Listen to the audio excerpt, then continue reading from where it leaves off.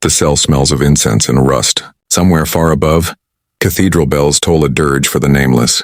You've been awake for 39 hours, though time means little now in the dark beneath the inquisitorial fortress. The air hums with the low chant of machine priests maintaining the warded seals on your door.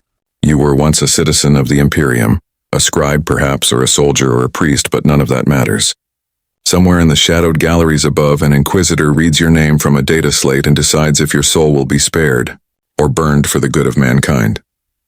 You do not know your crime. You do not know if you are guilty. In the Imperium of man, suspicion alone is enough to damn you. You hear footsteps, metal on stone. The servo skull that guards your cell flares its optic red. The bolts retract. When the door opens, you expect salvation. Instead, you meet the mirrored lenses of an inquisitorial acolyte's mask. Behind them, judgment incarnate. In Warhammer 40,000, to be hunted by the Inquisition is not to die quickly. It is to feel the weight of the Emperor's gaze press down through layers of zeal and secrecy until every thought, every prayer, every breath trembles with fear. This is not a story of battlefields or heroes. It is the quiet terror that lies behind the holy walls of the Imperium itself. If the shadows of the Imperium fascinate you, if you've ever wondered what becomes of those who fall under the Inquisition's gaze, then stay with us. Subscribe your vigilance, share this record, and bear witness to the truth few survive to tell. The summons never arrives with warning. It does not come with parchment seals or the whisper of ecclesiarchal priests. It comes instead in the still hour before dawn, when the hive sleeps and the air tastes of metal dust and oil. That is when the boots come. You hear them before you see them, a rhythmic clang echoing through the sub-hab corridors. The sound doesn't belong here. Down in the sump levels, people move in shuffles, not in marches. But this is different, disciplined, heavy. Then the lights flicker and you understand. The Inquisition has come. No one speaks their name aloud, not here. The walls are thin and words can be recorded. But every soul in the hab knows what black carapace armor means.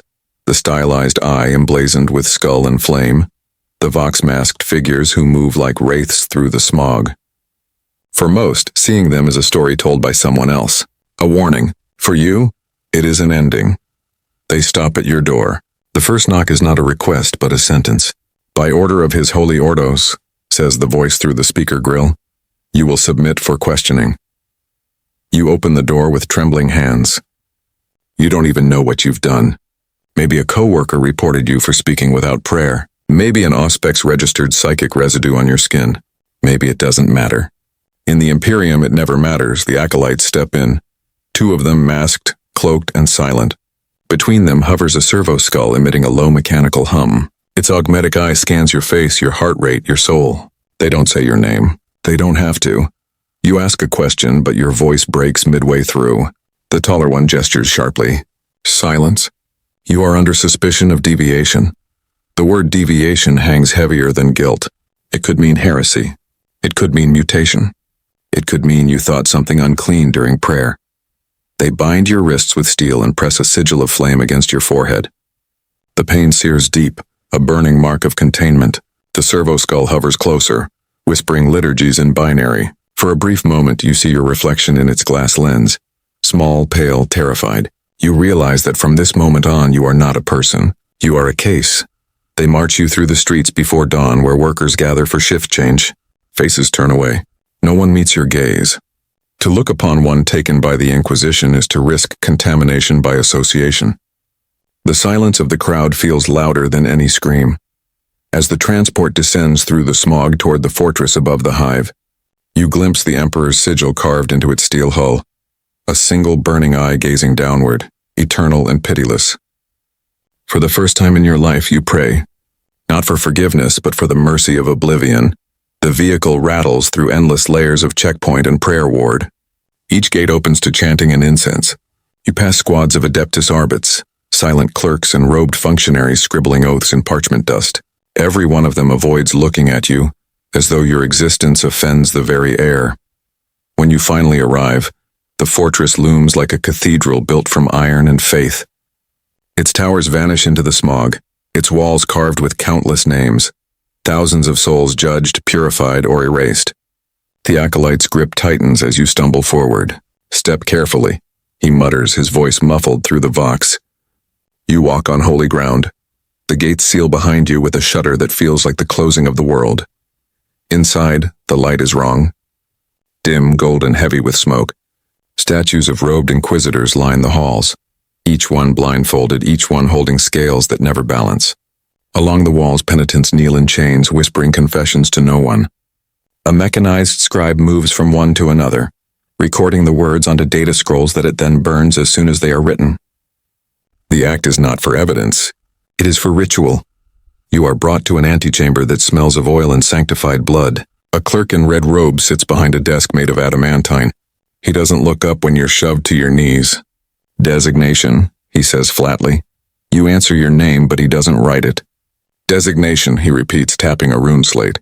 You realize he's not asking who you are. He's asking what you are now. The acolyte leans down and whispers, Subject 47A, Hive Scribe Class. The clerk nods. Processing begins at dawn cycle. The guards lead you through a corridor lined with cells. Each one holds someone or something half lost to shadow. Some pray aloud. Others stare blankly, their minds long gone. You hear murmurs of languages you don't recognize, words like demon host, witch breed, oathbreaker. You realize you are among all kinds. Here, guilt is not divided by sin, but by endurance. When the door to your cell slams shut, the echo lingers longer than it should. There are no lights, only a narrow slit where thin air seeps through. You sit in the dark, feeling the floor vibrate as distant machinery hums beneath the stone. You think of your family, your work, your life, all irrelevant now. In the Imperium, one life means nothing. Only obedience matters. And yet, as you close your eyes, you remember a saying whispered in the lower levels of the hive. The Inquisition doesn't need to find heretics. It makes them. You wonder if that's true. You wonder if by the time this ends, you'll even remember what you were before they told you what you are. The servo skull floats outside your cell again hours later. It emits a faint red glow through the bars. You think it's watching you sleep, if you even sleep at all. Sometimes it plays the sound of distant prayers, distorted through static. Sometimes it whispers things in a voice that sounds like your own. You begin to realize this is not just imprisonment. It's preparation. You are being studied. You are being unmade. The hum deepens, almost musical, like a hymn through iron lungs. Somewhere beyond the wall, someone screams, a sound abruptly cut short, replaced by the sizzle of machinery. The servo-skull's eye turns away, and you catch a glimpse of a symbol etched into its side, a stylized eye flanked by wings. Beneath it, the words, "For the Emperor's truth." You whisper those words back, though you no longer know what they mean. For the Emperor's truth. The cell door opens again. The same acolyte stands there, silent, unreadable behind his mask. He gestures for you to rise. The Inquisitor will see you now. You follow him down a corridor lit by flickering lumen strips. Your bare feet touch cold steel. Each step echoes in your skull like a verdict. As the door ahead opens, a flood of light burns your eyes. You are not ready for what waits inside. The light is not daylight. It is alchemical, thick, honeyed, and threaded with drifting incense that tastes like burned myrrh and machine oil. Your eyes adjust to a chamber arranged like a chapel overturned by war. Brass cherubim hang from chains, their wings of beaten metal stirring faintly in recycled air. An iron lectern stands upon a dais, flanked by two warded pylons etched with hexagrammic wards and the high Gothic for silence. Between the pylons is a chair that is not a chair, a cradle of restraint and power feeds. Braided cables, biting clamps, a halo of needle-thin auspex tines meant to kiss the scalp. A priest of the Adeptus Mechanicus murmurs to it in Binharic, stroking its casing as though calming a restless animal. Beyond the fumes, the Inquisitor waits. Not a tyrant in Baroque gold, but a severe figure in ash black with a coat that falls like a shroud. No visible badge is needed. Authority has its own gravity. A rosarius glints at the throat, and from a belt hangs a book bound in seal wax and skin, stitched with purity ribbons. The face is human and therefore unreadable. Lines like quiet scars, eyes like the lens of a scope. When they look at you, they do not search. They measure. Subject 47A, says a voice. Calm, unaugmented, terrifying precisely because it is not raised. You are accused of deviation, a pause. Deviation is a wind that begins as a whisper. We will find where it started. You are guided gently, impossibly, into the waiting machine. Leather straps embrace wrists and ankles. The halo descends with the intimacy of a lover's hand, a prickle across the scalp that deepens into a steady pressure. The Mechanicus priest makes the sign of the cog over you and engages the sanctified breakers. Runes bloom along a side console, green, then amber, then the hot white of over threshold. A figure moves into your periphery. A sanctioned psyker, hair-shaved, eyes milk-pale, a warding collar tight around a throat braided with prayer wires. Over the heart is a stitched hexagram. Their lips move soundlessly. You feel it then, the sensation of a tide drawing away from shore as if the room inhales and forgets how to exhale. Your teeth ache. The taste of copper blooms beneath your tongue. Questions begin, not as words but as weights. Childhood, oaths, the saint whose shrine you scrubbed once a year. Names of co-workers in the scriptorium, who laughed too loudly, who kept working after curfew, who hesitated during the catechism when the lector spoke of the emperor's divine light. You answer because you cannot bear the silence. You answer because the machine hums approval when you speak and tightens, ever so slightly, when you do not. The Inquisitor watches, hands still. Heretics do not think themselves heretics, they say. That is the point of contamination. The psyker leans closer and a drop of sweat, yours, slides along the fine arc of the halo and falls to the floor. It hits like a hammer. Something in the air flexes. Your memories billow and kink. The scriptorium's lamps burn brighter than they should. The ink on your hand stings as if it never dried. You are back at your desk, copying tithe manifests and the lumen stutters. You remember looking up and seeing a reflection in the glass that was not your own, something taller, distorted by the angle, watching. You blink now in the chair and the Inquisitor's gaze sharpens. What did you see? Nothing, you say too quickly. The machine tightens. You gasp, a shadow. Behind the glass, was it a man? You want to say yes. Yes ends questions. But the memory resists a neat shape. It was a length in the air, like the warp of heat over Prometheum fires, a suggestion of a figure where none should be. You remember the way your chest clenched, the way you steadied your hand and kept writing because to stop would invite attention, and attention is death. A shadow. You repeat. It passed. The Inquisitor tilts their head. Where were you assigned the next day? You tell them Vault 6, lower stacks, faded ledgers, moisture bleeding through stone, a smell of old vellum and the sweetness of rot. You were alone among the shelf tombs of forgotten numbers. When the machine purrs and the psyker's breath brushes your ear like cold smoke, the memory becomes a room you can walk through. You feel the spine of the ledger again, swollen with damp. You hear the tick-tick of condensed dripping from a pipe 3 aisles over. You hear, this is new, the whisper you ignored because you needed to ignore it to get through the day. The whisper is in no language, and in every language. Your name is in it, stretched thin, a thread pulled through the eye of a needle until it frays. The psyker flinches. The Mechanicus priest mutters a counter litany. The pylons thrum. The Inquisitor's eyes narrow. And for the first time you see something behind that cold, not fury, but fatigue. An old grief that looks like purpose.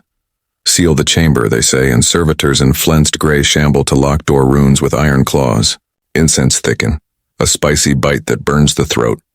The psyker presses gloved fingertips to your temple through the halo's ring, and in the heavy light you feel your thoughts become a corridor with a door at the end. The whisper is behind it. Your instinct is to run. Your body cannot. Your mind, treacherous and faithful, steps forward. The door opens. It is not a vision of demons cavorting in null light. It is not a screaming saint. It is a desk, a pen, a ledger, your hand, which is not your hand. Writing symbols you have never learned and never will learn, the curves of which make your stomach drop as if the floor were removed. The letters squirm like worms seeking soil. You understand none of it, and some part of you understands all of it. And in that tearing you make a sound that is not a word. The machine howls. The psyker recoils, blood threading from a nostril. The halo's points bite down and the world snaps back into the iron box of the chamber. The whisper is gone. The drip-drip of the pipe in the lower stacks goes on somewhere that is not here and never was. Where did you learn that hand? The Inquisitor asks softly. I didn't, you say. You are telling the truth and sound like a liar. I copy numbers.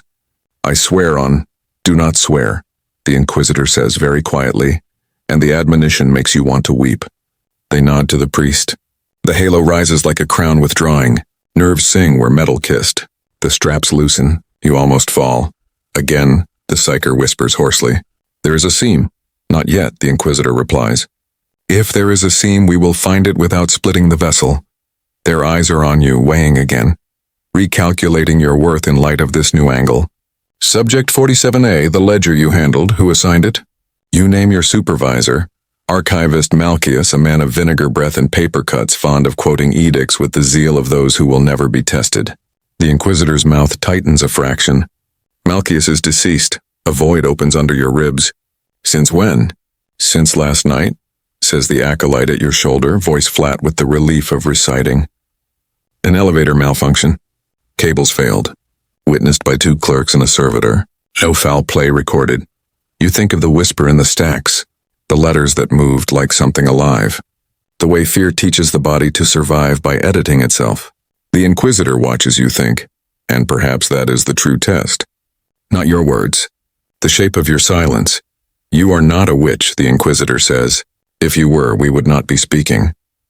The mercy in the line is sharp enough to cut you. But you have been near a seam. Something touched you to get past you. The question is whether you are a door or a witness. You want to say witness. You want to be small, peripheral, ignorable. A witness can be released. A door must be sealed or used. The Mechanicus priest disconnects the last cable. The Sanctum's pylons gutter down their charge to a nervous hum. What happens to me?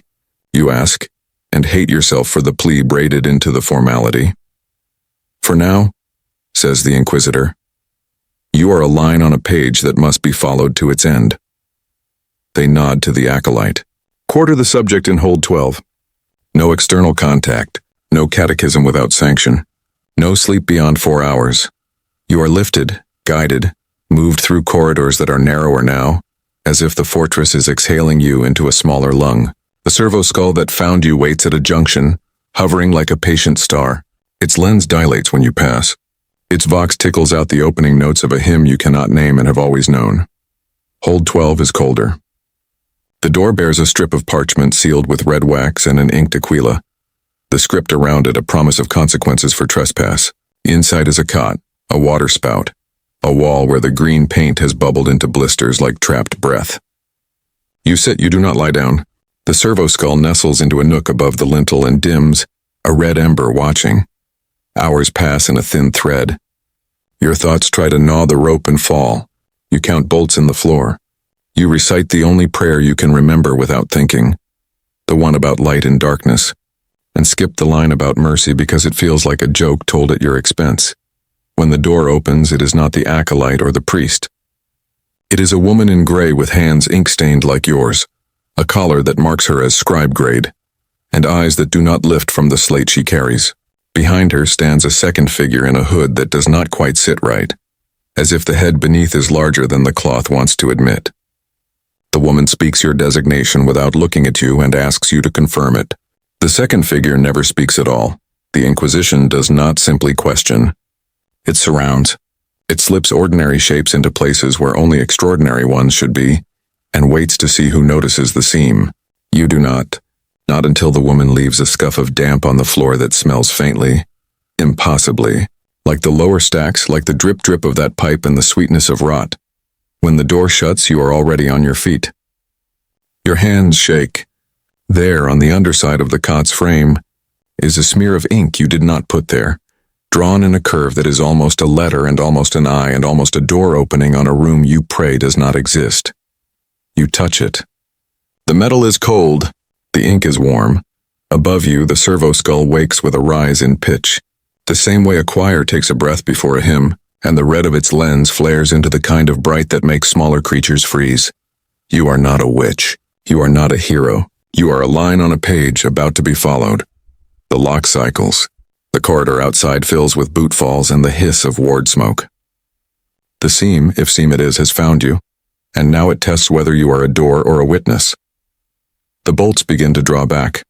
The bolts retract one by one with the precision of ritual. Each click resonates like a heartbeat in your chest.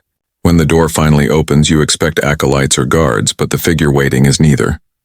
The Inquisitor stands framed in the dim corridor, haloed by incense smoke. Behind them, the psyker shivers beneath his ward collar, a faint corona of static haloing his scalp. The Inquisitor's eyes sweep your cell and linger for a breath on the ink smear beneath the cot. You touched it, they say. Not as accusation, but as confirmation. Good, good. The word chills more than any threat. They motion for you to rise, you do. Bring the subject, they command, and the psyker obeys. He moves like a sleepwalker, pupils flickering through layers of invisible spectrum. The air hums with something ancient and unkind.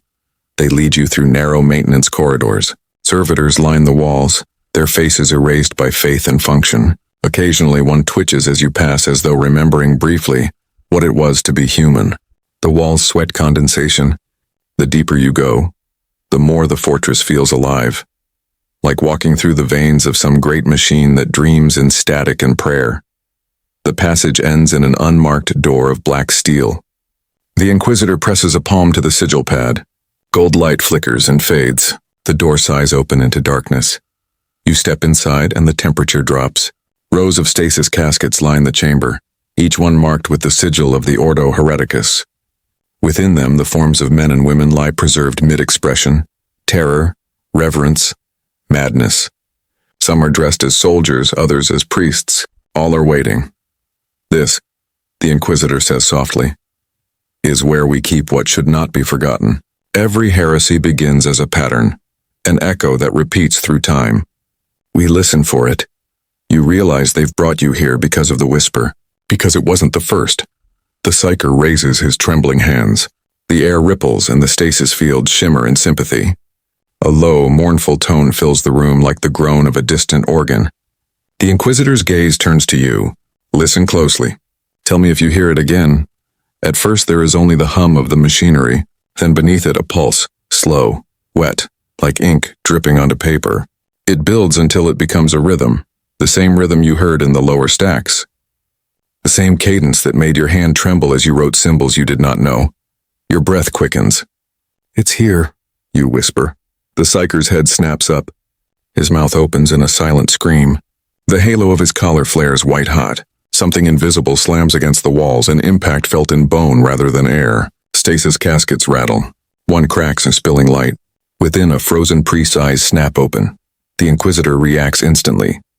They draw a sanctified weapon, a narrow blade etched with sigils of containment, and drive it into the air as if stabbing at something unseen. The hum fractures. The psyker collapses, smoke rising from the sockets where his eyes once were. The whispering stops. Only the hiss of the dying machinery remains. The Inquisitor wipes the blade on their coat without looking at you. Do you understand now? You shake your head. You can't speak. There are things beneath thought, they say. Ideas that do not belong to us. The heretic writes them. The witch dreams them. The scribe copies them. Their gaze hardens. You copied them. You want to deny it, to scream, but the truth is heavy. The ink, the warmth, the whisper. You know it wasn't imagination. Whatever touched you used you as a conduit, they continue. And that means we are no longer hunting an idea. We are hunting an intelligence. The Inquisitor sheathes the blade. You will help us find it. I don't know how, you whisper. You will, they reply. You will see it again, and when you do, you will not look away. You feel the weight of those words settle into your bones. You are no longer a prisoner. You are bait. As the Inquisitor turns to leave, the cracked stasis casket hisses one final breath. The preserved priest within slowly exhales black vapor that coils upward like handwriting across the air, shifting, curling, almost forming a word. The Inquisitor doesn't notice. But you do. It's your name. And then it fades. The chamber of questioning lies at the heart of the fortress, beneath 1,000 tons of rockcrete and prayer. There are no windows here, no clocks, no measure of time except the rhythm of screams and the metallic sigh of the machines that never sleep. The corridors leading to it are lined with parchment charms, wards against corruption, some written in holy script, others in languages that predate mankind. The air is hot and sterile, filled with the smell of oil and ozone. They bring you through the procession gate at shift change.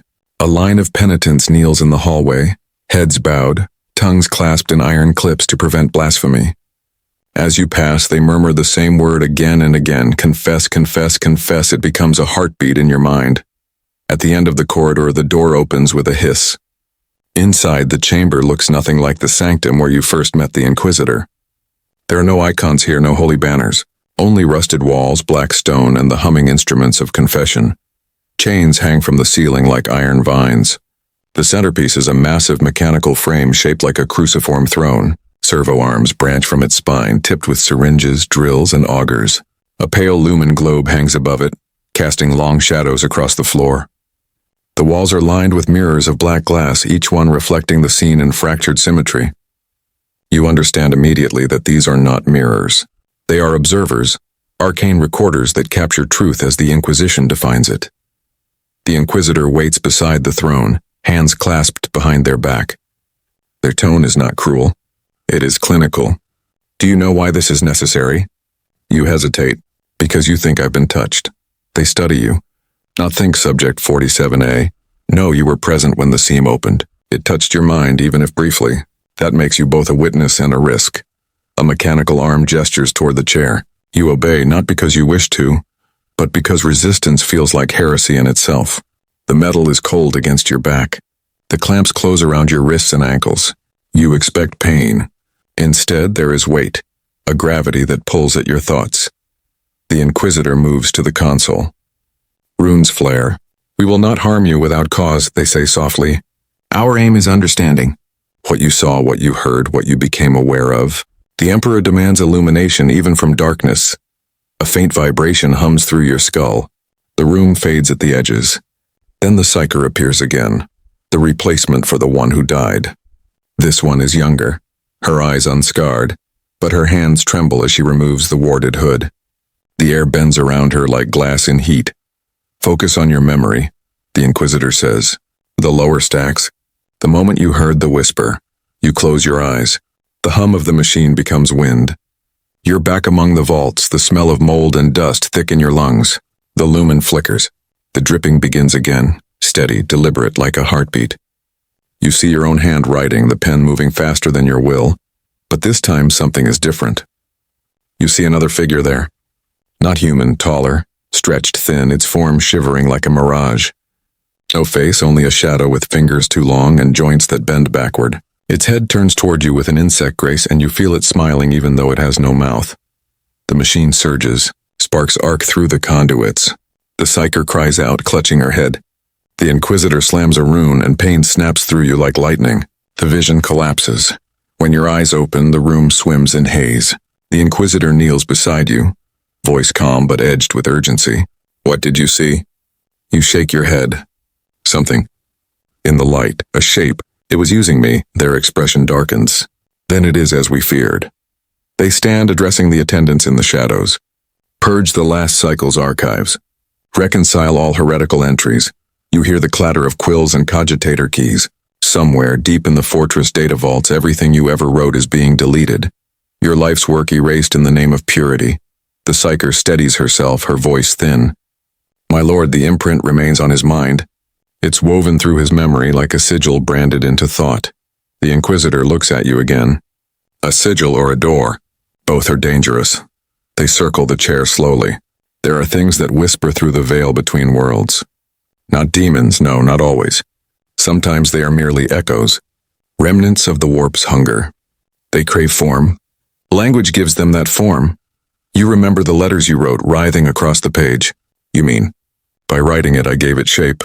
The Inquisitor nods. Precisely. Silence settles between you. Somewhere above, chains creak like distant thunder. Will I be executed? You ask. The Inquisitor's gaze lingers a moment longer than it should. Execution is for those who have finished serving. You, Subject 47A, are still useful. The meaning lands slowly. You are not to die yet. You are to be used. They turn to the Psyker. We proceed with containment protocol. At once, attendants move closer. Servitors bearing small vials of pale fluid. The Inquisitor takes one, inspects it, and slides it into a hollow needle connected to your restraint frame. This will keep you open, they say. It allows the mind to drift between the veil and the flesh without breaking. The process is unpleasant. You try to pull away, but the clamps tighten. The needle slides into your arm. The world blurs into colorless flame. Voices echo, not from outside, but inside your head. Dozens, hundreds, all speaking in the same tone as if rehearsed. You see glimpses, worlds burned, temples falling, a sun shattering into glass. And through it all, a symbol, An eye weeping blood, drawn in ink that shines like stars. Your mouth opens, but it is not you who speaks. The sound that comes out is layered, wrong like 1,000 throats sharing one breath.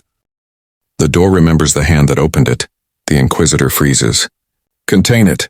The Psyker's eyes flare white. The walls pulse with ward light. The restraints sear your skin. The voices scream and scatter like sparks in water.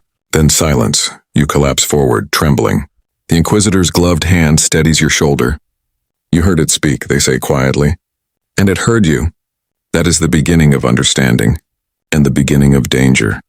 They turn away, voice distant. Prepare him for isolation. No contact. No reflection, no text. Nothing that can hold words. You try to lift your head. Why? What does it want? The Inquisitor pauses at the doorway. Names, always names. Because names are the first chains of reality. And then they leave you in the dark, surrounded by whispering machines, realizing that you have become something the Inquisition does not yet have a word for. They take the mirrors first. Anything that can return your face is stripped away. Polished metal panels unscrewed, the weak sheen of the water spout dulled with a resin that turns your reflection into a bruise. The lumen in the ceiling is replaced with a hooded lamp that glows only when the door is sealed, and even then its light is the color of old bones. The cot is removed. You are given a palette of woven fiber that prickles the skin and leaves no pattern to read. The walls are painted over with a slurry that dries into a mat that swallows words. The servo skull remains, but its lens is shuttered. You can feel it watching like a heartbeat you cannot hear. A scribe arrives in gloves, carrying a slate she never turns toward you. She reads an inventory of prohibitions in a voice too even to be human. No text, no litany. No catechism without sanction. No tally of days. No counting aloud. No scratching letters into skin. No drawing. No rhythm longer than 6 beats. She raises her eyes once to confirm you understand. It is the briefest mercy you have received. They call it isolation. It is not quiet. The fortress breathes. The ductwork moans with thermal shift. The ward pylons purr when the psychers pass 3 corridors away. And sometimes the tone bends and a cold settles on your gums. And you know one of them looked toward your door and remembered not to. The floor carries the thuds of boots like distant surf. Somewhere beyond you a penitent engine howls and is answered by hymns. The sound maps your cell in layers. You learn the language of absence. There is no clock. Sleep comes in slices, always interrupted. When you wake, you have the taste of copper on your tongue and the memory of letters that refuse to be remembered. Each time that happens, you press your palms to the wall and breathe the way the psyker taught you. In on 6, out on 6. Break the sequence on the 7th so no pattern can catch you. Names are chains. Rhythms are doors. Sometimes the Inquisitor comes. They stand just inside the threshold. Coat shedding droplets from the perpetual condensation of these halls. The Rosarius a dull star at the throat. They ask no questions. They watch the way you hold your shoulders. The dryness at the corners of your mouth. When they do speak, it is to the acolyte at their back, voice low as if discussing the virtues of a tool. Keep fluids within parameters. Adjust light to discourage REM saturation. Maintain ward hum at level 4. Increase to 5 if the subject begins mnemonic recovery. You are an index of numbers, a line to be kept straight. On the second waking, if it is the second, they bring food in a bowl that leaches all flavor. There is a moment when the acolyte's sleeve rides up and you see a tattoo inked in thin red lines around the wrist. A ring of high Gothic that reads, "If your memory is honest, I must not blink in the dark." You understand this is not a proverb but a procedure, and that the Inquisition employs faith the way the Mechanicus employs cogitators, as a control interface. The first breach comes not as a whisper, but as a scent, sweet like paper left too long and damp, threaded with the faint rot of mold. Your spine locks. You stare at the corner where the wall's paint bubbled into blisters and see, not with your eyes but with the dread that teaches prey how to live, the shape of a curve beneath the paint as if something wrote on the wall before it dried. You force your breath into the pattern that is no pattern. You count to 5 and then to 1 and then to 4. The smell fades. Your wrists ache where the old restraints bruised bone. The next breach arrives as a dream you do not get to keep. You wake with your hand half curled as if holding a pen, the muscles of your forearm burning as if you had written for hours. Your fingernails are clean. Your skin bears no marks. When the Inquisitor comes, their gaze lingers a beat too long on that empty hand. Not yet, they say to themselves, not to you, and leave. You begin to recognize the cadence of their footsteps over time that is not time. Once they arrive accompanied by a shape that wears a human outline like an ill-fitted coat, the faint, stiff movement of a combat servitor or something worse flensed to function. Another time with a figure whose hood cannot hide the subtle wrongness of eye sockets too smooth. Like glass under skin, you learn to look at the floor when those come, to become a quiet rectangle of compliance. The third breach speaks. It does not use your name, it uses a name that is almost your name, the way a misprinted prayer is almost holy. And the almost is the point at which it enters. The sound comes from the shuttered lens above the lintel, where the servo skull watches with its red ember presence. The shutter is closed. The voice arrives anyway. The door remembers the hand. The words ride the ward hum, cresting like a ripple, and your throat tightens around the urge to answer. You manage to keep quiet for 6 heartbeats. On the 7th, you say nothing in a way that is a reply. The ember behind the lens flares, a pinhole star. The smell of damp paper stings the back of your mouth. The paint blister on the wall cracks with a soft tick like a seed pod opening. The locks cycle. This time the Inquisitor enters without the psyker. They carry a case the size of a skull. They set it on the floor, thumb the seals, and draw out something that looks like a crown left in a fire too long. Twisted metal, slender prongs terminating in runes that crawl when you try to fix them in your sight. You know what it is. A thought halo. You feel your body refuse in small ways. The toes gripping the pallet, the jaw asking to lock. This is not the chair, the Inquisitor says, perhaps because you have gone white with a fear too old for words. It will not hurt as that hurt. It will simply let me hear with you. You do not believe them. You hold your breath as they lower the device. The prongs settle, cold. The runes warm. A moth's flutter low in your skull. The ward hum thickens to a syrup through which thoughts swim. Call to it, they say. The thing you will not name. Call without words. You shake your head before you can stop yourself. The Inquisitor's mouth hardens. Their voice softens. If it is hunting you, it already knows how to find you. Let us choose the battlefield choice. The word is a coin tossed into a well. You listen for the splash and hear only the engine of the fortress breathing. You close your eyes. You hold in your mind the memory of the lower stacks, the dripping pipe, the swollen ledger, the way ink smelled like the inside of a grave. You do not think your name. You think the sound of the pen when it moves too fast and scratches thin. You think of the curve beneath paint, of the letter that is almost a letter, the eye that is almost an eye. You invite absence the way a wound invites infection. It arrives as pressure in the jaw, as if a thumb pressed from the inside. The halo hums. The Inquisitor's breath stops. You can feel their attention sharpen like a blade. The paint blister on the wall splits further with a soft breath of air. On the pallet beside your hip, a bead of moisture forms where there is no seam. It slides, leaves a snail-slick trace that curves, then curves again, not quite touching. A glyph half-born and repulsive in its eagerness to be finished. Hold, the Inquisitor whispers. Do not answer it. The not voice murmurs through your teeth. It does not demand. It does not threaten. It recognizes the hand that writes, open, open. Your fingers twitch, phantom ink trailing nerves. The halo's prongs heat with a warning taste of iron. You force your hand flat on the pallet. The Inquisitor does not touch you, but their presence steadies like a gloved palm on the back of your skull. Witness, they breathe. Be only witness.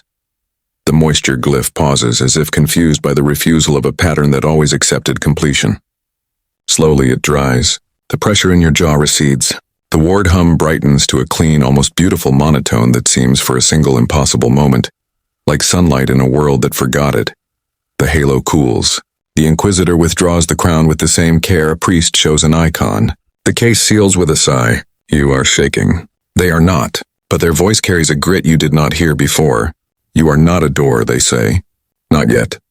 You can learn to remain a witness. Perhaps that will save your life. Perhaps it will prolong your usefulness. In the Imperium, they are the same thing. They stand.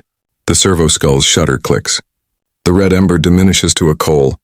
There will be no more questioning today, they add. The mind phrase when pressed like cloth over a blade. They look to the acolyte in the corridor. Move the subject to the unresolved hold. Unresolved. The word folds around you like a cloak woven from waiting. You think of the line you have become on the Inquisitor's page and realize the pen has lifted, not to set you aside, but to hover. The sentence is not over. It may never end. When they escort you down, the path turns away from the sancta of machinery and judgment toward older stone. The air cools. The chants fade. The doors here wear less seal wax and more dust. Cells open onto an atrium with a ceiling like a collapsed nave. People move within it like ghosts who forgot to vanish. Faces gaunt but not yet erased, eyes that still know where to look. They kneel, stand, pace, pray. They wait. The acolyte stops at a threshold marked with a strip of parchment so old it has yellowed into the color of old teeth. The ink is flaked, but you can still read the promise of consequences. Inside, a pallet waits that is not yours. A lamp that hums a different pitch. A wall whose paint blisters in a pattern you do not recognize. Here, the trial without verdict begins. Here, time is the instrument. Here, faith is measured not in belief, but in endurance. And as the door closes, as the unresolved chant begins to rise around you like fog, you understand that the questioning has only changed its shape. The first thing you notice in the unresolved hold is the smell. Wax, sweat, and a faint sweetness that should not exist in a place without sunlight. The chamber is vast and circular, its ceiling lost in shadow. Rows of cells open like the petals of a dead flower, each one occupied by someone waiting for a verdict that will never come. No guards, no chains, only watchers, cherub drones that drift on mechanical wings, whispering catechisms through cracked vox grills. Your cell is no different from the others, save for the mark above its door, the same sigil that appeared in your dreams, an eye traced by a trembling hand. You do not mention it. To speak of signs is to be noticed, and in this place notice is a blade. The unresolved do not speak much. They move like sleepwalkers, performing rituals no one remembers the meaning of. A man traces the aquila on his chest with bleeding fingers until his skin resembles parchment. A woman hums the same 4 notes endlessly, her lips split and dry. Once you hear laughter, sudden, wild, and then the sound of something heavy dragged across stone. The laughter never returns. Days pass, or something that pretends to be days. You learn the rhythm of the hymns that echo through the corridors. Dawn chant, lament, silence, lament again. They never reach conclusion. Like you, they are unfinished. On what might be the 5th day, the Inquisitor returns. Their presence breaks the room like a thrown stone. Every unresolved soul drops to their knees. Even the cherubs cease their murmuring. The Inquisitor does not acknowledge them. Their gaze finds you immediately, as though you are the only shape that matters in a sea of ash. You survived the isolation, they say. That makes you rare. You bow your head. What happens now?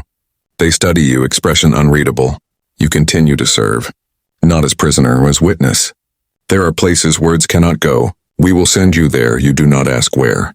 You already know the answer will not be a place with walls or maps. It will be within the veil itself. That night you dream again. The same dripping, the same ledger, the same ink that moves without touch. But this time you are not writing. You are reading. The words twist like living things, forming not sentences but instructions. Witness. Remember. Speak only when the light dies.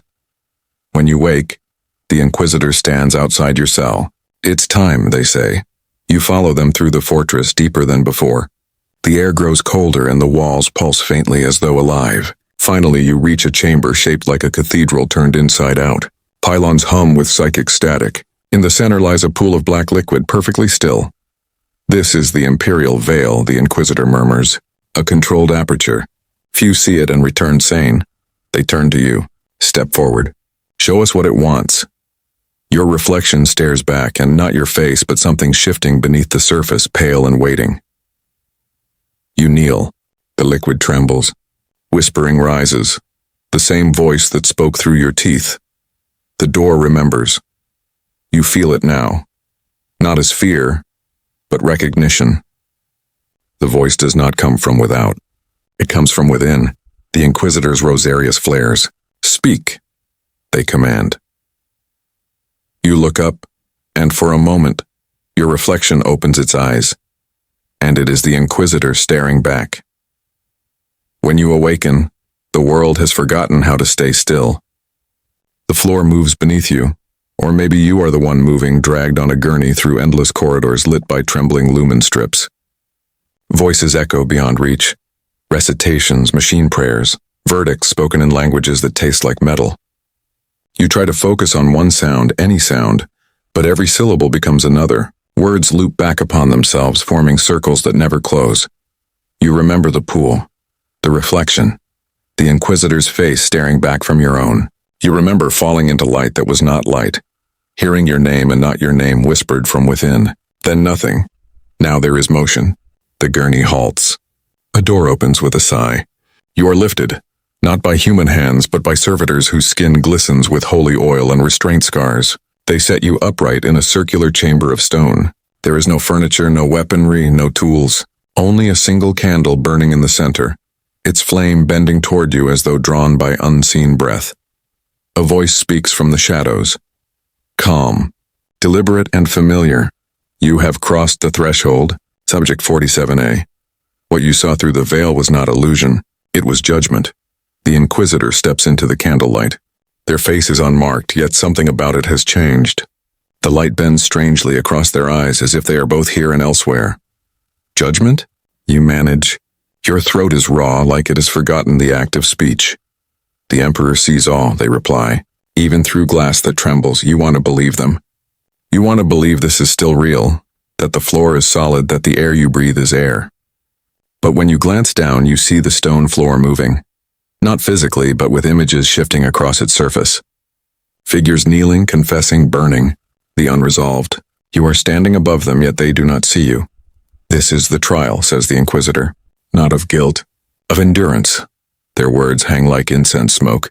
You take a step closer to the candle. The flame leans toward you again, and for a heartbeat, you see faces flickering inside it. Your fellow prisoners. The Psyker, even the Inquisitor themselves. Each whispering a word you cannot quite catch.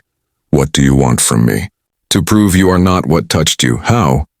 By enduring what it left behind. The Inquisitor gestures and the chamber brightens. You are no longer alone. Around the perimeter stand dozens of cells, glass-walled, each containing a figure. Some are still, others trembling, a few screaming soundlessly. They are not strangers. They are all you, copies, reflections, variants. Each one frozen in a different instant of fear or defiance. This is what the warp remembers. The Inquisitor says softly. Every moment you doubted, every time you looked away from faith. Each thought is a branch of possibility. Each reflection must be burned clean. You stagger back. They're not real. Neither are you, the Inquisitor replies, the words cut deeper than any weapon. You approach the nearest cell. The figure inside looks up. It is you, hollow-eyed, lips moving in desperate prayer. The glass fogs with every breath. You reach out and the surface ripples like water. The reflection's mouth forms the word help. The Inquisitor watches, silent, patient. You realize this is part of the trial. Every reflection is a temptation, a memory of what you could have been. A confession waiting to be extracted. You move to the next cell. Another version of you sits cross-legged staring into nothing, muttering equations of faith. The next weeps quietly. The next claws at the glass. The next smiles. Each one murmurs the same phrase when you lean close. The door remembers. You spin toward the Inquisitor. You're letting it speak through them. No, they answer. We are letting it speak through you. The candle flares. The air bends. The chamber is gone. You are back in the ledger vault, only this time it stretches forever. Shelves rise into the void, each filled with copies of the same book, the one you wrote in. Pages flutter, whispering. Ink drips from the ceiling like rain. The whisper grows louder, forming words that coil around your mind like chains. You opened us. You wrote our name. You will finish what you began. You scream, but no sound escapes. The Inquisitor's voice returns, distant and fractured like a signal carried through storms. Resist it. Faith is the only constant. You fall to your knees, clutching your head. There's nothing left to believe in. Then believe in that, the voice replies. The shelves collapse. The ledgers shatter into dust. You find yourself once more in the circular chamber. The reflections are gone. Only the Inquisitor remains. They step closer, their face half lit by the candle's last flame. You are surviving longer than most. You laugh, a cracked sound. How many didn't? Enough to make your endurance valuable. Am I free? They almost smile. Freedom is for those the Emperor no longer needs. The candle flickers out. Darkness. Then whispering. This time it isn't coming from outside. It comes from within your own skull, tracing letters on the inside of your thoughts. You endured. That means you belong to us now. You open your mouth to scream again, but the voice that leaves your throat isn't yours. It's calm, measured, and frighteningly familiar. It's the Inquisitor's. The last thing you see before the darkness takes you completely is the faint outline of a mirror reforming on the wall. Your reflection inside it smiles, and then you realize the trial never ends because you are the question. The mirror does not reflect the cell. It reflects a hallway you have never walked, lit by lumen candles that drip upward, their wax climbing the air like slow smoke. In it, your reflection wears the Inquisitor's stillness like a borrowed coat. The mouth shapes words you do not speak. You will confess, it says gently, and your chest aches with the memory of obedience you never owed and gave anyway. When you step closer, frost blossoms across the glass in veins, sketching the lines of a symbol you almost recognize from the lower stacks. Two curves that nearly touch, a pupil that is almost an eye. The almost is the door. Your knees hit stone. Your palms brace on cold grit. In the breath between heartbeats, you understand the trial's final cruelty. It has stolen the perimeter of yourself and replaced it with corridors that all return to judgment. There is no center to stand in. There is only orbit. The whisper curls through your mouth with a tenderness that is worse than pain. We learned your measure when you wrote us. The voice sounds like the Inquisitor because authority is the perfect vessel. It sounds like you because doors prefer to be opened from inside. Footsteps cut the air. The mirror shivers and unknits into nothing. A gloved hand catches your shoulder. The Inquisitor's voice arrives as itself, low, unhurried, carrying a thin edge of exhaustion. Fix your sight, they say. Pick a seam in the stone. Name its shape. Do not name yours. You obey because the command provides a straight line where there was none. You pick a hairline crack that runs like a river through rockcrete, and you call it line and nothing else. Your breath returns like a servant who fled and remembered duty. The world's teeth loosen their bite. The Inquisitor remains crouched, the Rosarius at their throat ticking faintly with contained charge. How long? You ask, voice raw. 3 hours, they answer. Or 3 minutes. The unresolved hold is ill with time. They study your face like a cartographer measuring a coast that keeps collapsing. You heard it through your own mouth. You nod. Shame moves in you like a slow animal. It knew your voice. Of course it did. The faintest trace of humor threads the words, gone before it forms. It was listening at the glass the entire time. That is its nature, to borrow the shapes that keep us safe. Servitors wheel in a frame draped in linen.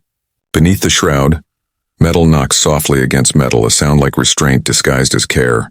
The Inquisitor stands. The trial of endurance is complete, they say, not to you but to the unseen watchers behind walls and saints' eyes. The subject remains unresolved. Not broken. Not whole. That is acceptable. You swallow. The trial never ends. It does, they reply. It ends when you are useless. The linen falls away. Beneath lies a light, not lumen pale but soft as candle soul, set into a circlet of dull iron.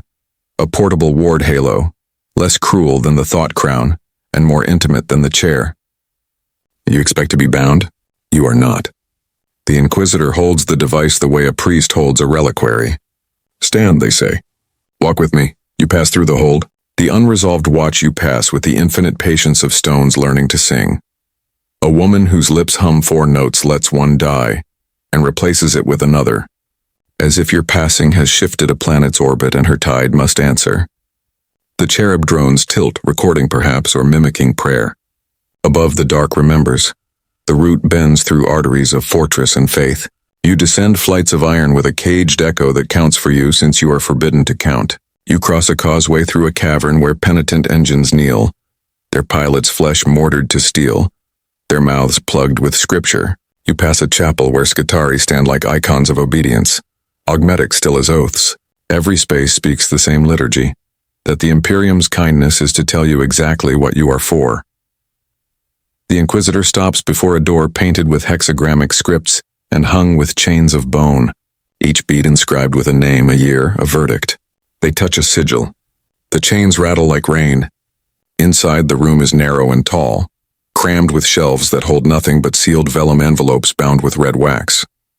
Each is labeled in a fine, patient hand. You read none of them. You read the dust, the wear, the absence. This is where we keep bargains, the Inquisitor says. True bargains, not the kind the warp offers in exchange for soul. These are our compacts with men and women we did not execute. They select one envelope, then another, placing them on a lectern before you. The wax is stamped with the imperial aquila and, beneath it, the sigil of the Ordo Hereticus. Here's your choice, your throat tightens. Choice is a word with teeth. Service, they say, indicating the first seal. Sanctioned witness. You will be bound with wards of silence and absence. You will walk with us into archives where language grows like mold and cut it from the walls with your refusal to speak its shape. You will sleep when permitted and eat when memory permits and write nothing that can hold what hunts you. You will live. For a while. They touch the second. Cleansing. A different service, mind scrubbed, reduced to functions. You will become a servitor of the scriptorium, no longer yourself, incapable of answering any door. Your usefulness will be pure because it will not be tempted.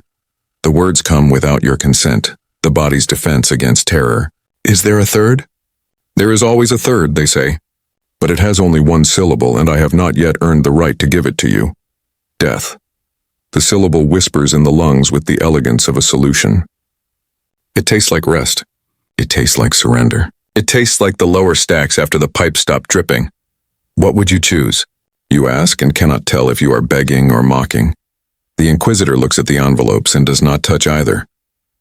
If I were as brave as I pretend, I would choose to live where the words are and not let them make me their mouth. Something softens. The honesty is brittle as bone and just as real. It is a human crack in a wall of procedure. You take a breath you didn't know you were allowed and feel faintly, the weight of your own heart returning to your chest. Before you decide, they add, you should see why this choice matters. They lead you from bargains to the place where broken bargains end. A vault door opens on a gallery of glass cylinders rising like organ pipes. In each floats a ruin of a once person. A face with the wrong angles carved into the cheeks by letters that never meant mercy. A hand that learned to write in its sleep and never stopped. An eye tattooed on the inside of a skull. The labels on the plinths are short. Witness, door, mouth. The meaning of each is obvious and unforgiving. You find yourself at the cylinder that does not hold a shape. Only a swirl of black ink in suspension that never settles. The plaque is blank. The Inquisitor watches you realize that names are not always chains. Sometimes they are mercies withheld. He thought he could imprison the script insolvent, they say. He was wrong. We were wrong. The warp appreciates experiments. You turn away because you must. The ward halo in the Inquisitor's hands glimmers. A small star made tame by iron.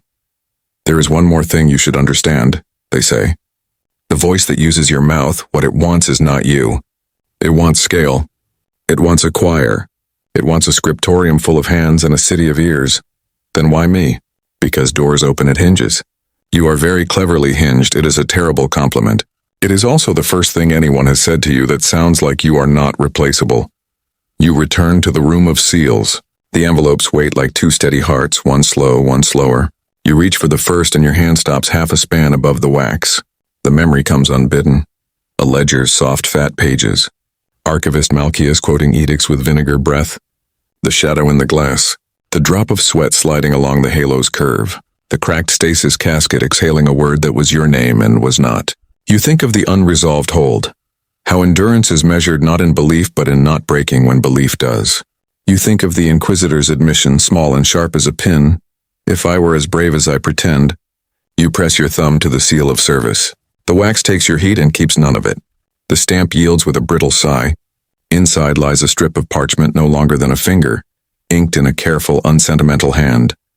Witness, bound to silence and absence, to accompany the Ordos in matters leximetric and imperial, to refuse completion, to stand where letters want to be born and deny them breath. By this oath, life is alone against use. You speak the words aloud because speaking them prevents other words from arriving. The ward halo hums. The coils kiss your scalp. Something in the air shifts its weight away from you, disappointed and newly attentive. The Inquisitor nods, not like a commander but like someone who is relieved and won't forgive themselves for it. Then the trial is done, they say. Its verdict is service, you answer without knowing you will. What if I fail? Then I will end it, they say simply. And in ending it, save lives. It is so clean it almost sounds kind. It is also a promise you believe. The halo settles. The oath sears. Not flesh, something subtler. A line is drawn in you where there was none. You feel the whisper slide across it like a wet tongue meeting glass. Witness, it says, trying the word the way a thief tries a lock. Witness. It tastes the edges. It does not pass. The Inquisitor turns, coat moving like a scythe through incense. Come, they say. There is a scriptorium to cleanse. The door to the bargains room opens on a corridor that smells faintly of promethium and cold vellum. Servitors fall into step. The cherub drones gather like anxious birds. Somewhere far above, cathedral bells toll a dirge for the nameless. The fortress breathes, and for the first time since the boots came to your hab, you breathe with it instead of beneath it. You have not been spared. You have been aimed. The corridor bends toward machinery and choir, toward the work of cutting rot from paper without letting it touch the knife. It is not redemption. It is function. It is also against all reason, hope's shape in a place that outlawed its name. The ward halo brightens on your brow. The whisper snuffs and skulks. The Inquisitor does not look back, but you feel their attention reach like a hand across a narrow gap. For a second you understand that endurance is never solitary. It only tells itself that to survive. The world tightens to a line that leads forward. The trial ends in motion. The cleansing begins. The scriptorium is not a place of study. It is a machine, a cathedral of ink and iron built to devour blasphemy one syllable at a time. When you first see it, the scale steals your breath. Vaulted ceilings vanish into smoke, their arches webbed with miles of parchment streamers inscribed with wards. Rows upon rows of desks stretch into the gloom, each manned by a hooded scribe, their bodies half flesh, half machine. Servo arms copy, scrape, and seal text faster than the human eye can follow. In the center, a great furnace burns continuously, feeding on the condemned words of a million lost souls. Your escort halts at the entrance. Remove all written items, the acolyte orders. You hand over the parchment of your oath. They burn it immediately. The Inquisitor stands beside you, face expressionless. You will replace your memory with vigilance, they say. Remember nothing. Record everything false. You step forward. The floor hums beneath your feet, vibrating with the pulse of the fortress itself. Around you, the air is thick with ash and prayer. Every breath tastes of burned vellum. At your assigned station, a metal lectern rises from the ground covered in shifting script. A machine spirit speaks through its vox grill. Identify function. You answer, witness. Plexometric cleansing. The spirit hums in approval. Runes stabilize, forming a single illuminated page. It bears text written in trembling human hand. Fragments of a heretical codex confiscated from an archive world. The words bleed at the edges as if alive. The script whispers faintly, writhing against its bindings. You raise your hand instinctively. The ward halo on your brow pulses and the whispers stop. The page curls, blackens, and burns away without flame. Containment successful, says the spirit. The Inquisitor watches from the gallery above, surrounded by scribes who murmur litanies through rebreathers. This is how sin is purified, they call down. Not by blood, by comprehension denied. Hours or days pass. You work without rest, your mind an anvil on which forbidden ideas are hammered into silence. Each heretical word you destroy leaves a trace, like an afterimage burned onto the inside of your eyelids.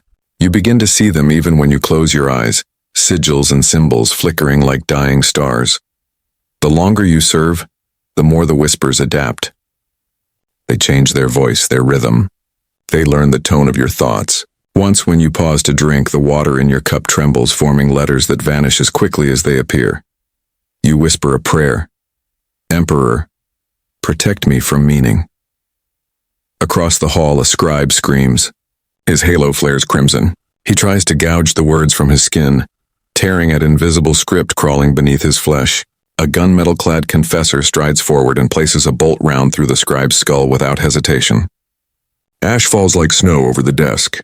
No one stops working. The Inquisitor descends from the gallery, moving like a shadow through smoke. They stop beside you, hands clasped behind their back. Do you see why this work matters? You nod slowly. To keep it contained. To keep us contained, they correct softly. Knowledge is not always freedom. Sometimes it's infection. Their gaze drifts to your hands. The words still try to find you, don't they? Yes, you admit. In dreams. Then you are serving well. They lean closer, their voice low enough that only you can hear. I dream too. You look up sharply, but they are already gone, moving back toward the ascending stair. You return to the text. This one is different. handwritten on human skin, stretched taut and yellowed with age. The script is old Terran High Gothic, barely legible. You begin to read aloud to erase it. The first line trembles. The Emperor is the echo of the man he once was. The words burn your tongue. You taste iron and ozone. The halo on your brow sears white. The page screams, folds in on itself, and vanishes in smoke. When your vision clears, the Inquisitor is watching again from above. They are not writing. They are staring directly at you. You bow your head. You have learned that in the Inquisition, silence is survival. But in the deep quiet that follows, something stirs within the ashes. It is not the whisper. It is something deeper. A resonance. A heartbeat that is not yours. And for the first time since your capture, you understand. The cleansing does not end the corruption. It feeds it. Because every word destroyed leaves a scar on the soul that reads it. The scar grows with each page you consume. It does not ache like flesh. It alters currents. The ward halo thrums against it, compensating. The way a ship's auspex angles its dish against a storm so the signal stays true. You learn to ride that thrum. You place your breath in it, anchor your attention to its steady note, and deny every curve of script the satisfaction of completion. The work becomes a cadence, present, refuse, release, again, again, again. Between cycles, you watch the scriptorium eat. Confessors feed sealed folios into the furnace. Parchment catches with a sound like a choir inhaling. Machine spirits sort husks of language into bins marked not with words but with geometric sigils. Scribes tighten their belts in unison when the gong sounds the half-shift, drink sanctified water and return to the line. Above, on a catwalk of black iron, the Inquisitor walks the perimeter with the patience of a custodian of graves. Sometimes they pause with a hand on the rail, as if listening, as if the archive itself were a patient reporting symptoms. A runner fails 3 rows down. You do not see why. There is no scream, only a slip from the ordained rhythm and a wet thud. Acolytes close around the body like shutters in a storm. When they part, a servitor stands where a man lay. The conversion has not happened in the last minute. It happened years ago and was only now revealed. The scriptorium has a way of showing what things truly are. Your lectern spits up a new leaf. Ink pools on it like oil risen from a drowned engine. The moment your gaze touches its surface, the pool shivers into letters that push at the edge of your mind with the greed of newborn mouths. You do not read them. You feel their shape the way one feels the teeth of a blade through cloth. Your breath finds the halo's note. The pool flattens, dulls, goes blind. The machine spirit's vox clears its static throat. Anomaly detected, source, vicinity, gallery 2. You look up. Gallery 2 is where the newly seized are indexed before they are sorted. Witnesses and doors both, stacked behind ward screens like bottles waiting for labels. Smoke curls from its gate like ink under water. Then the whisper reaches all the way to you, writing the iron bones of the room, speaking from 100 tiny resonances, the ribs of the furnace, the cavernous lungs of the vents, the hollows of the scribes' mouths. Choir, it says, delighted. At last, the ward pylons flare. The scribes flinch as one organism. The furnace backfires with a cough of cinders. A cart overbalances and spills a crate of vellum leaves. Letters scurry across the floor like startled roaches and vanish under grating. The Inquisitor's hand goes to the rosarius. They do not draw a bolt pistol or a blade. They speak calmly. And every speaker built into the scriptorium repeats their voice until it becomes injunction-made weather. Lock Gallery 2, isolate the feed. Do not read. Do not speak, you do not read. You do not speak. But something has already read you. It finds the seam you made when you were taken from the lower stacks, the hinge the Inquisitor named. Pressure builds behind the eyes, that familiar thumb from the inside. The halo tightens its note to a wire. A breath later, a line of script appears on your lectern without ink, written in condensation that did not exist a moment ago. It is your handwriting. It says a name that is not your name and never was, and seeing it feels like swallowing a hook. You do not read it. You do not look away. You keep your gaze half a finger to the left, anchored to a dent in the lectern's rim, a pilgrim's notch carved by others who refused before you. You whisper through the teeth a prayer you invented because the sanctioned ones feel like doors. Tin without tongue, glass without word, hand without line. The condensation letters smear. The hook slides free. Across the hall, a hood falls back.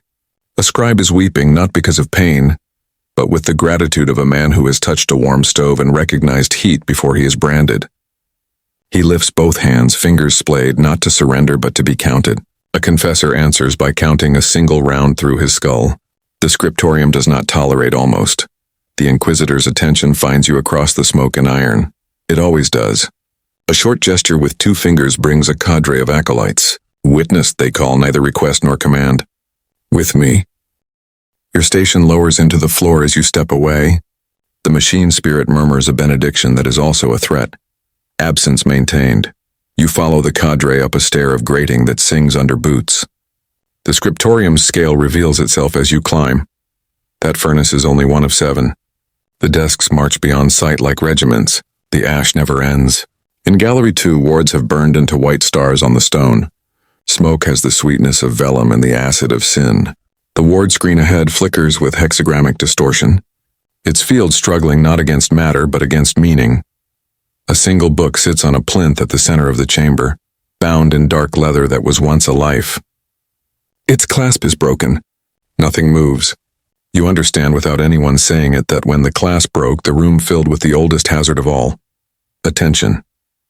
The book was looked at by too many minds in too few seconds and meaning bred like rotten summer. You halt at the threshold because the ward halo hum turns to a growl in your bones. The Inquisitor does not look at the book. They never will.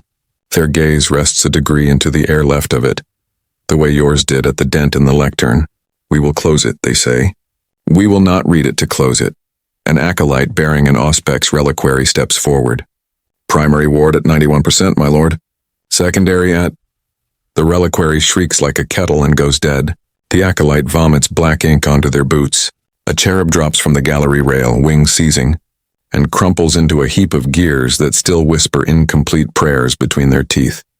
Witness, the Inquisitor says again, and this time it is a use of your oath rather than your name. Stand with me. You step into the triangle of ward light cast by the ceiling projectors. The halo steadies to a bar of sound. The book sits like a trap that is also a hunger. You do not look at it. Together with the Inquisitor, you begin the work of closing without reading. A choreography learned in the bones now. A litany of refusals spoken not to the air but to yourselves. The Inquisitor names the fasteners you cannot see. Binding, buckle, bone. You answer with the forms you will not allow. Curve, cross, coil. Their voice remains level. Yours shakes and steadies. Every time your attention leans toward the plinth, the halo bites. Every time the mind tries to dream the book's first word, the ward light brightens. Something in the smoke laughs with your mouth. You smile back without teeth, a rictus of refusal. Gradually, impossibly, the room changes temperature. The sweetness burns off like fog in weak sun. The ash-laden air clears enough to reveal the small. A broken clasp half a meter to the right. A smear of blood where a scribe brushed his hand against stone. A flake of wax fallen from a vigil candle and fossilized into a tear. You can see the book now as shape only. A rectangle, a thing with edges deprived of invitation. The Inquisitor lifts a tool that is only a tool. A length of iron with 2 blunt prongs at the end, and slides it across the floor until the prongs catch the broken clasp. They do not lift, they drag. The sound is dull, anti-melodic, the opposite of a hymn. It is the noise of meaning denied. The book slides into a waiting coffin lined with lead and prayers etched backward. The lid shuts. Seals bite. The ward pylons dim. Your legs begin to remember how to forget trembling. Only then does the Inquisitor exhale. You kept your eyes, they say. Most try to be brave and look. Bravery is the wrong tool. You nod because speech would spill. The cadre disperses into procedures. Acolytes scrub the chalk lines. Confessors recite closing litanies that taste like iron filings. Somewhere a bell rings once. Not triumph, only accounting. Back at your station, the machine spirit presents a blank plate. It shows nothing, it waits. You stare at the dent and breathe the halo's note until your heart takes it up. When the plate finally inks, you erase its offering before it can form. Between tasks, a slow step on the catwalk, then the quiet of someone choosing to stand within earshot without being seen. The Inquisitor's voice arrives low, meant to be mistaken for the furnace if anyone is listening. You saw the book without reading, they say. You will come with me beyond the scriptorium. Beyond, you repeat, because echoing is safer than asking. Field work, they clarify.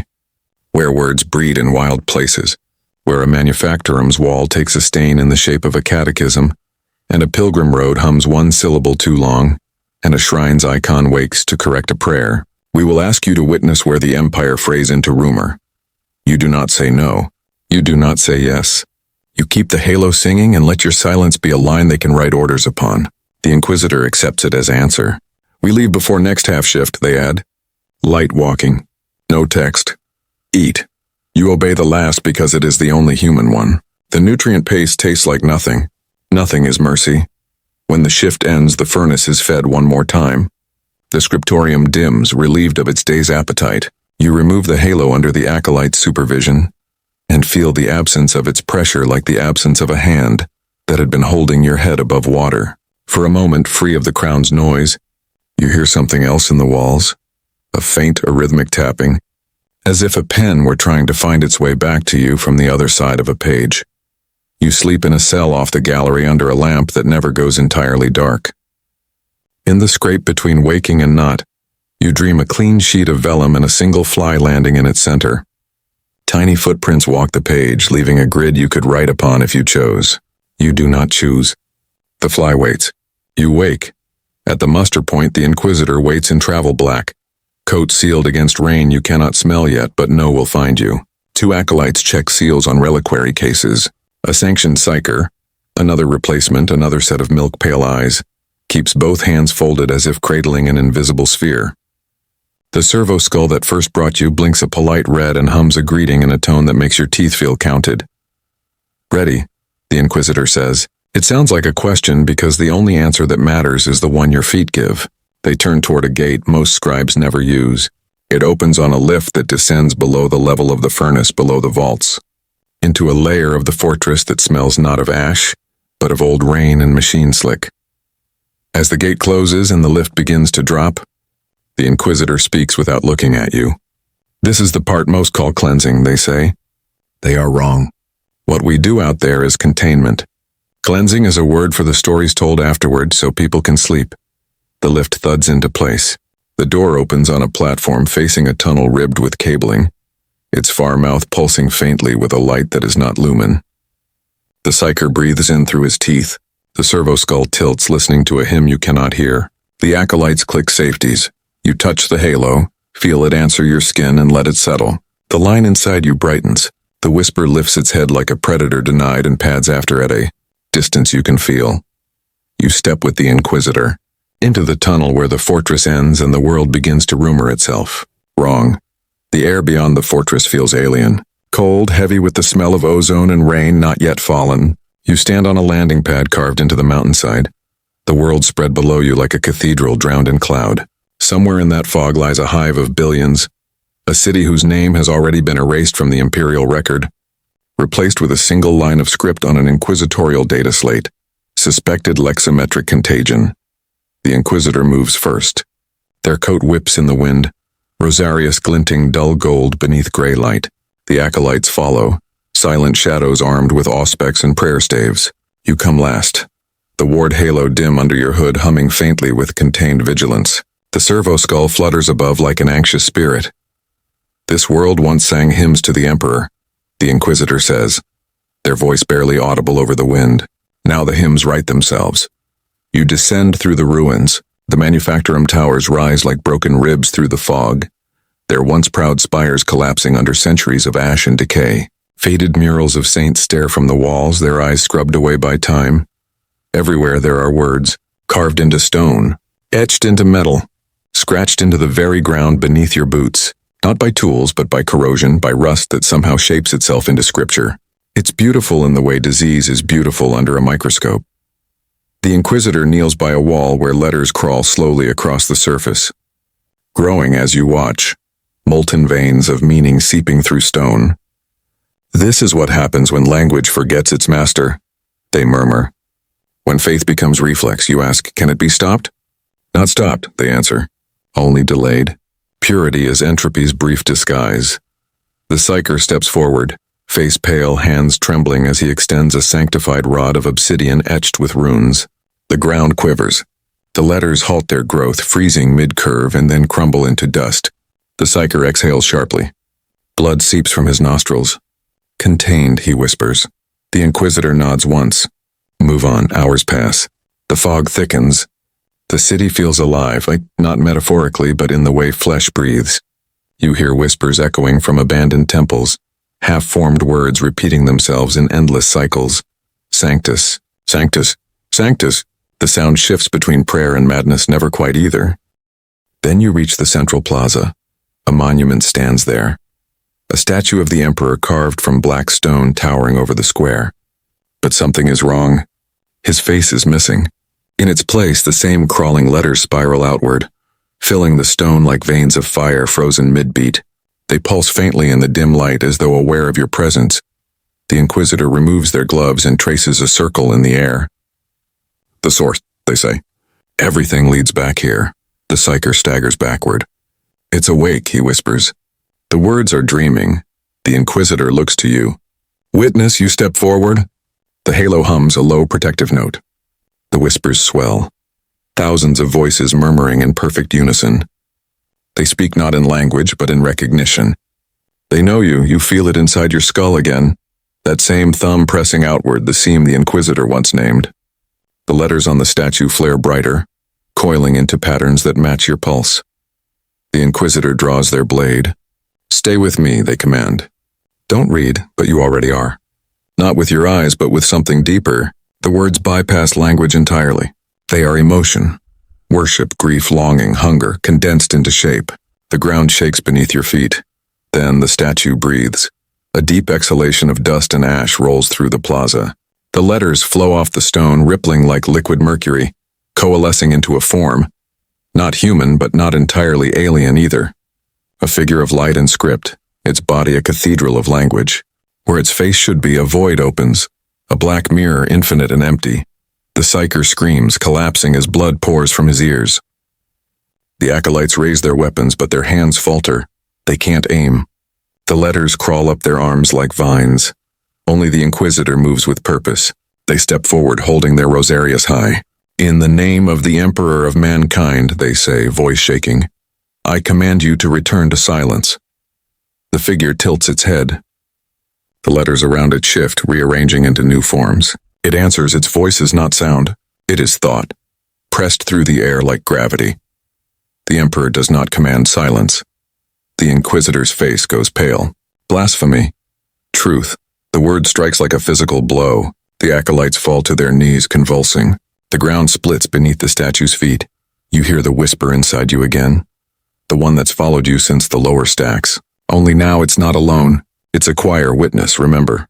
Speak only when the light dies. The Inquisitor grips your shoulder, dragging you back. Stay with me. You look up.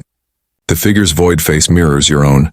Inside it, you see the reflection from the trial chamber. All yourselves, your echoes, your fears. They reach out from behind the glass, mouths moving in unison. We are the Emperor's shadow, they whisper.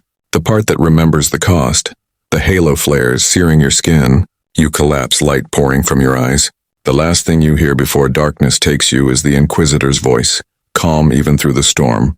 Seal it. Seal the witness, then silence. The world returns as weight. Stone under your shoulder blades. Rain on your lips that tastes faintly of metal. The halo has been cinched so tight the song of it drills behind your eyes. A single unwavering note that nails your thoughts to the present. You blink and the sky is a rag of low cloud torn by the manufactorum spires. The statue is gone. In its place stands a scaffolding of prayer iron and crackling wards, a cage built around absence. The acolytes sway on their knees like wheat in a dead wind. The Psyker lies where he fell, lips moving as if still finishing a word that will not let him go. The Inquisitor kneels beside you, coat soaked, hair beaded with rain, rosarius dim as a coal. Their hands are steady when they fix the ward plate at your throat and speak into the vox grill embedded there. Subject stabilized. Lexometric surge contained to plaza perimeter. Seal pattern Delta 7. Begin memory drift suppression. Their face is gray with fatigue, but the voice carries clean through the vox. Authority wears them like a familiar. What happened? Your voice is raw, the words stumbling out of a mouth that feels borrowed. You witnessed, they say. It noticed. Their gaze flicks to the cage. And it tried to scale. You see the outline of it now. The way the rain avoids the air inside the ward scaffold. How droplets curve around nothing, as if repulsed by a shape your eyes refuse to hold. When the wind shifts, the ward's crackle harmonizes with the halo's note. The two tones meet like teeth meshing in a gear. The sound calms you in a way you do not trust. Can it be destroyed? The question leaves before caution can close your lips. The Inquisitor's mouth thins. We do not destroy ideas, a beat. We starve them. The acolytes move like men wading through bad dreams, unfurling cords of sanctified chain, planting pylons whose tips exhale pale fire. The servo-skull dips and rises, its shuttered lens clicking, counting something that cannot be counted. The Inquisitor stands and offers you a gloved hand. You take it, surprised at the human warmth beneath leather. On your feet, witness, you rise. The plaza tilts and steadies. Beyond the fog, the hive mutters to itself in 1,000 depthless voices. Vent fans, sump pumps, the unending catechism of a city staying alive by habit. The crawling letters that once webbed every surface have stilled. Some lie crisped into ash. Others have frozen mid-curve, arrested at the lip of meaning. The silence they leave behind feels heavier than the noise. What did it say? You ask, though you remember. The word hit like a hammer. Truth. The Inquisitor's gaze does not flinch. It said many things. It said what such things always say. A small shrug, almost a forgiveness. They are clever in the way parasites are clever. They learn the shape of their host and call it revelation. You look at the ward cage again. In the nothing it contains, you almost see your reflection, the old mirror from the trial. Your copies standing side by side, patient as saints carved from soot. For a moment you want to step forward and press your palm to the crackling air, to feel the thrum of contained hunger and know it cannot pass. You do not. The halo warms in approval. Teams arrive from the skimmer that stutters down through cloud, arbits in shock capes, confessors with portable altars, robed mechanicus adepts unpacking coils and prisms like surgeons laying out bright knives. The plaza becomes a theater of procedure. A rite of closure builds itself from habit and order. The Inquisitor moves through it as through a script written on their bones, answering curt nods with gestures that cut cleanly in the rain. You find yourself staring at the blank face on their data slate, its red runes cycling as entries compile and seal. Rows of verdicts assemble before your eyes. Witness secured. Psyker compromised. Leximetric entity contained to ward lattice. Status. Dormancy enforced. Site designation amended. Sanctum of silence. Pilgrim approaches interdicted pending exactor review. Each line is a stitch pulling shut a wound too deep to see. Does the Emperor see this? The question slips out, small and unbeautiful. You cannot tell if you are asking for faith or absolution. The Inquisitor doesn't look up from the slate. The Astronomican burns. The golden throne functions. A pause, rain ticking on the screen's rim. We do the work beneath that light. Whether he sees is not a thing we are owed. They pocket the slate as if shelving the thought with it. What you saw in the statue's face, I saw us, you say, the words tasting like iron and ink. Shadows in glass. A rumor has to wear a shape, they answer, almost gentle.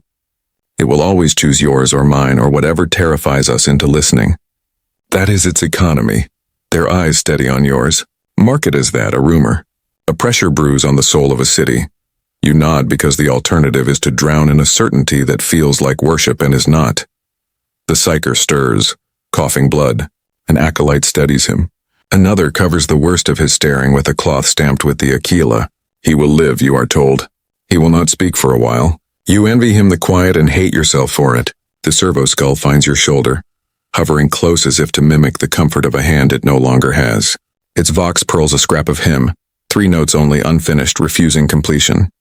You let the sound sit in you without naming it. Procedures fold, stow, seal. The ward lattice hums at a pitch you will hear in your jaw for days.